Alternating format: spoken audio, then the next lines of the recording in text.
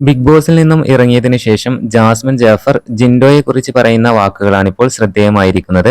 എനിക്ക് ഹൗസിൽ വന്നപ്പോൾ തൊട്ടേ ഇഷ്ടമുള്ള ഒരാളാണ് ജിൻഡോ. ജിൻഡോ എന്ന വ്യക്തിയോട് എനിക്ക് ഒരു പ്രശ്നവുമില്ല. പുള്ളി ഗെയിമിന് വേണ്ടി പലതും ക്രിയേറ്റ് ചെയ്യുന്നതാണ് തനിക്ക് പ്രശ്നം. പക്ഷേ പുള്ളി ജയിച്ചതിൽ എനിക്ക് സന്തോഷമേയുള്ളൂ. ജിൻഡോ നന്നായിട്ട് എഫേർട്ട് ഇട്ടിട്ടുണ്ട്. അത് നേച്ചുറൽ ആയാലും അല്ലെങ്കിൽ ക്രിയേറ്റ് ചെയ്തിട്ടായാലും ഗെയിമിന് വേണ്ടിയും അല്ലാതെയും ഒക്കെ ജിൻഡോ നല്ല രീതിയിൽ ഹൗസിൽ എഫേർട്ട് ഇട്ടിട്ടുണ്ട്. പുള്ളി ജയിച്ചതിൽ എനിക്ക് സന്തോഷമേ ഉള്ളൂ എന്നും ജാസ്മിൻ പറയുന്നുണ്ട്. അവിടെ വന്ന 2-3 പേരെ മാത്രമേ ഞാൻ കാക്ക എന്ന് വിളിച്ചിട്ടുള്ളൂ. എനിക്ക് ആ മനുഷ്യൻ എൻ്റെ ആങ്ങളെ പോലെയാണ് എന്നാണ് ജാസ്മിൻ പറയുന്നത്.